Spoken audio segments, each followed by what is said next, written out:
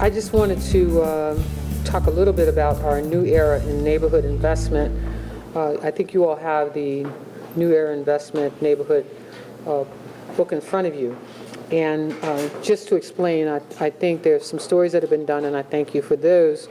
But this really represents a new era in investment for the city. For those of you who don't know about the Neighborhood Impact Investment Fund, that fund will focus on investing in neighborhoods outside of the city.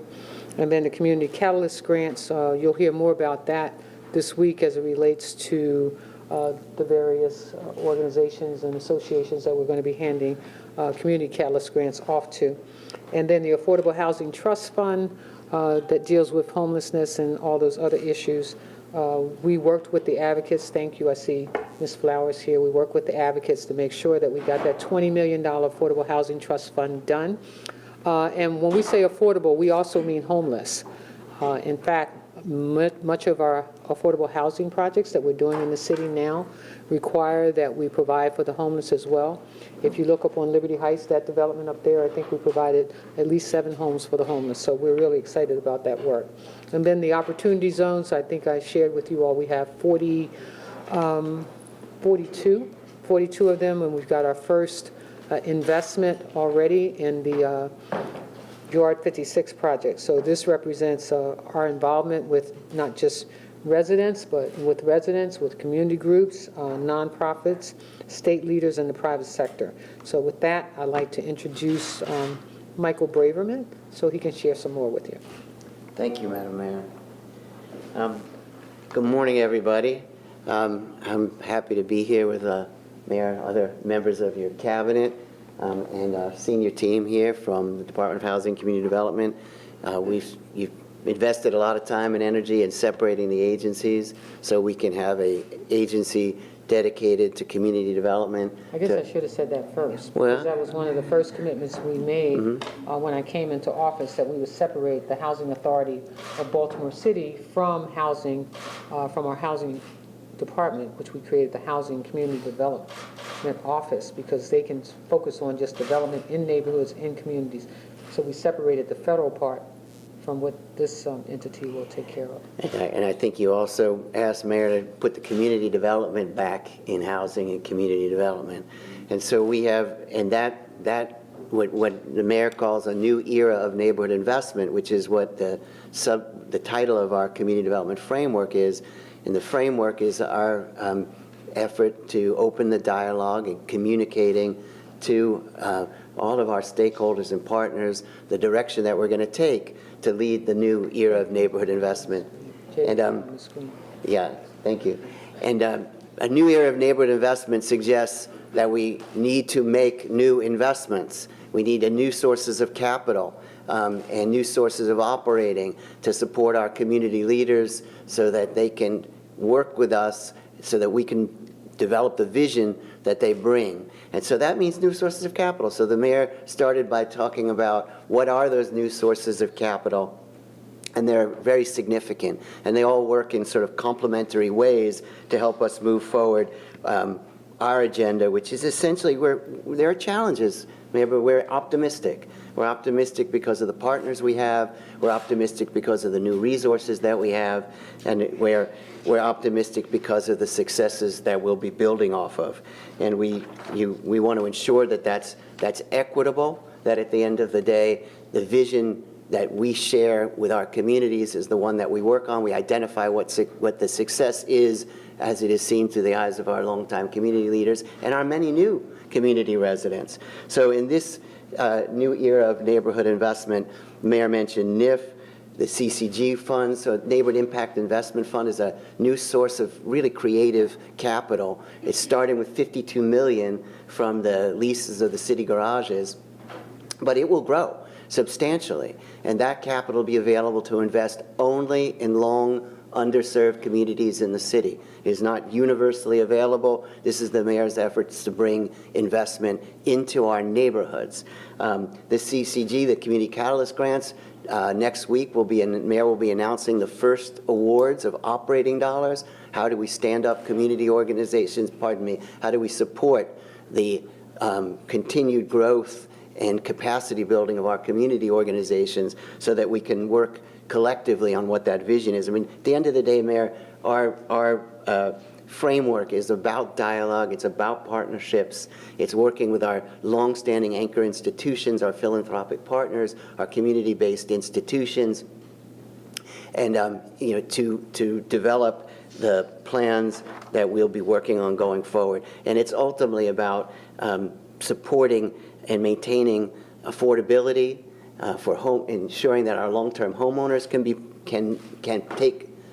benefit from the changes that we expect to see going forward, and that we ensure that we are forward-thinking, inclusive, and intentional about how we work in neighborhoods across the city. With that, it's exciting to have our new planning director here with us to ensure community engagement.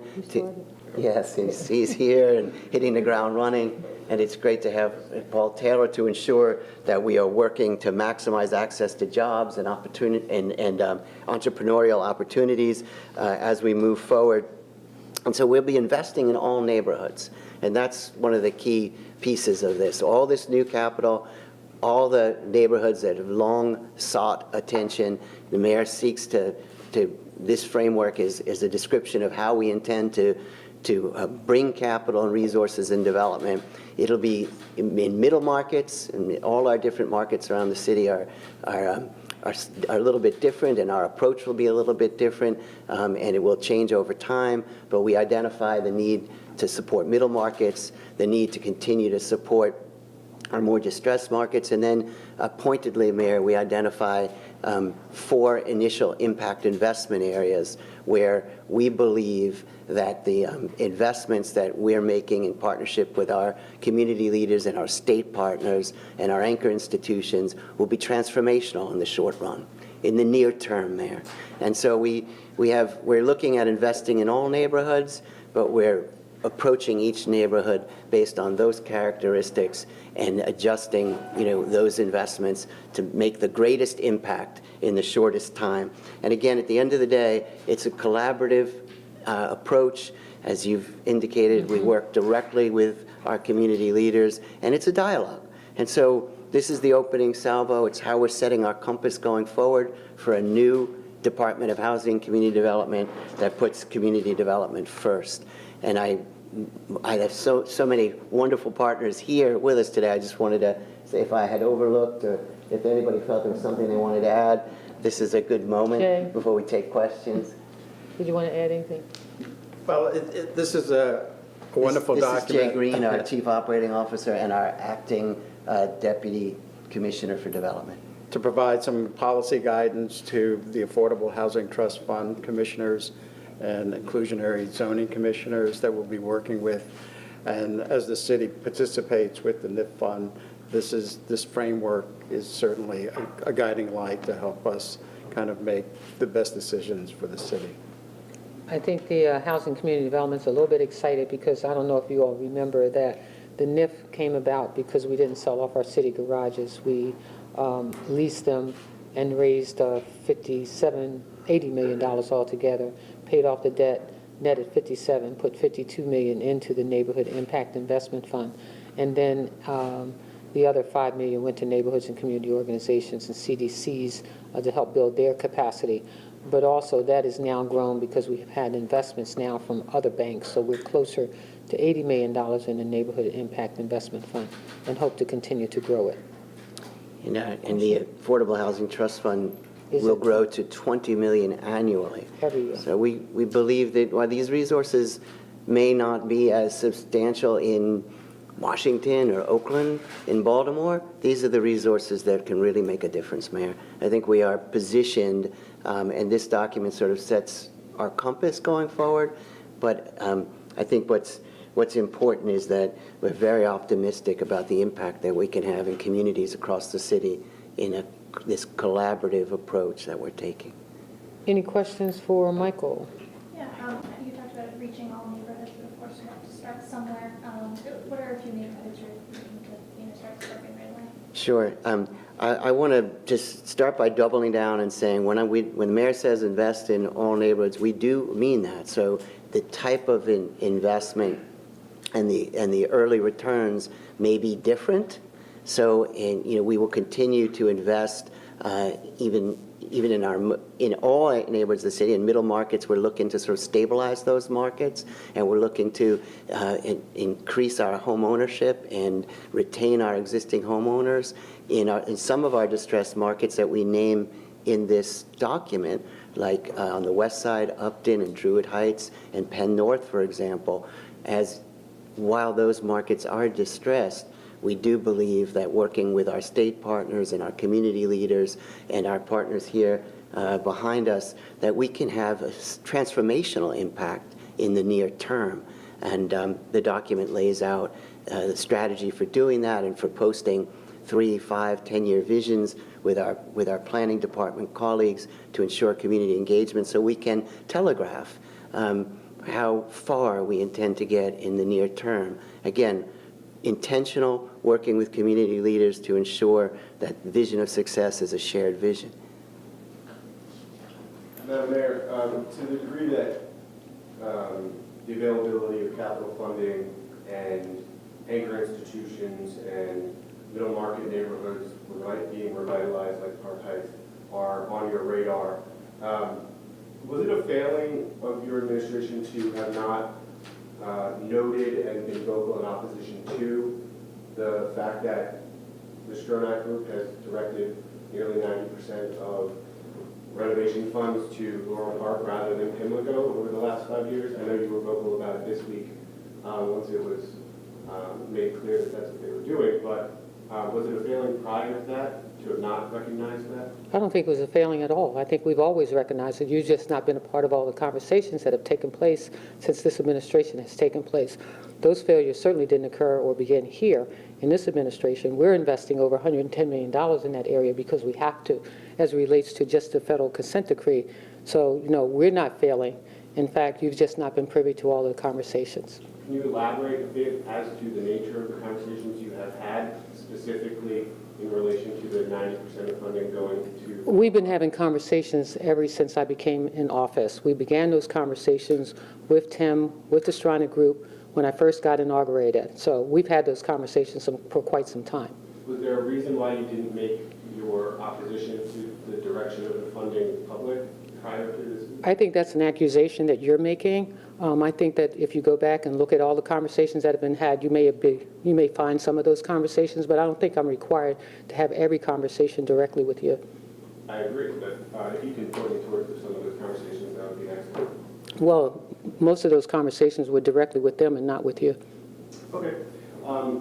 In relation to the Board of Estimates agenda this morning, one of the items allows for a former campaign aide of yours who was found guilty of illegal campaign contributions, Gary Brown Jr., to again solicit funding for the city. Do you find that appropriate, and if so, why? No, we did not. In fact, it was removed. It wasn't? Yes. Okay, my mistake. Thank you. Would you like to say anything about the 6 firefighters who were injured this morning? That they were transported at a level 2, and all 4 of them are not seriously injured. One has ear burns and hand burns, and we're praying for all of them to come out safely. Since we touched on Pimlico, could you give us a preview of what you'll be saying on Friday when you testify? The same thing that I've said all along, that Pimlico belongs to Baltimore. It is in stature. Those conversations continue to be had.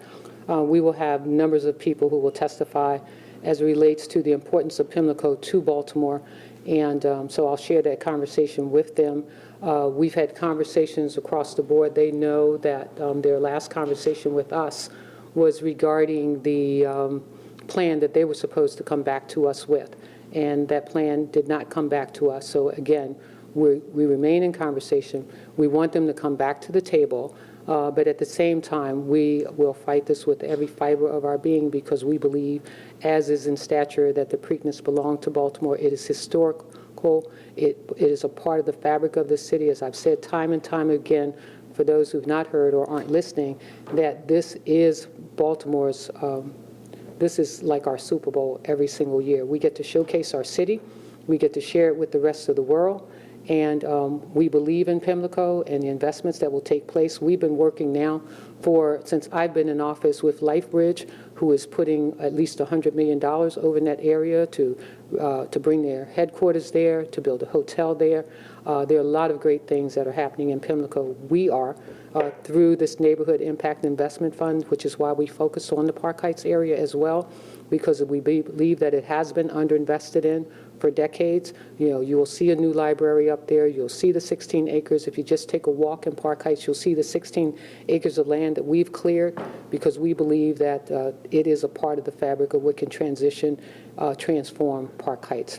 So my understanding is that the LifeBridge development is contingent on whether or not Preakness stays at Pimlico. If it does end up moving to Laurel, would you at all be concerned? No, I don't. That's not a contingency. This is a plan that they have for that part of the city, and I think that those plans will continue.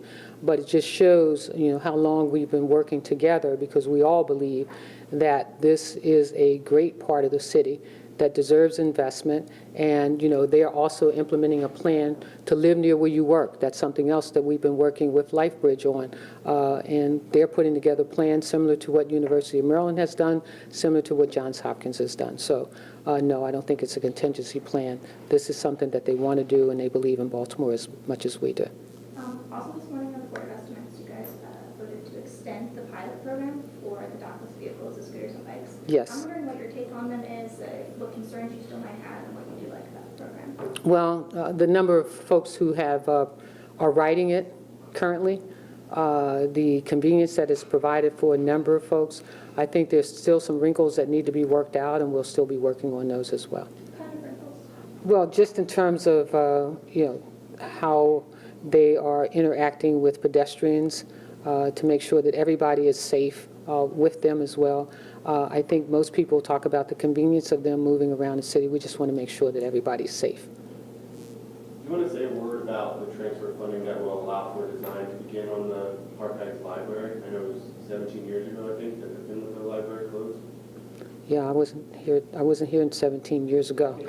But I think that everybody is excited about a library coming back to that part of the city. It's been vacant for, as you pointed out, over 17 years. So we're excited to begin this process. Heidi Daniels, who I think is just a great leader in the library community, is excited about revitalizing libraries across the city. There are a number of areas in the city that we don't have libraries, and even refurbishing some. Soon we will reopen our Main Street Library, and we're very excited. We invite you all to come and dance in front of the library as we open it and to the public.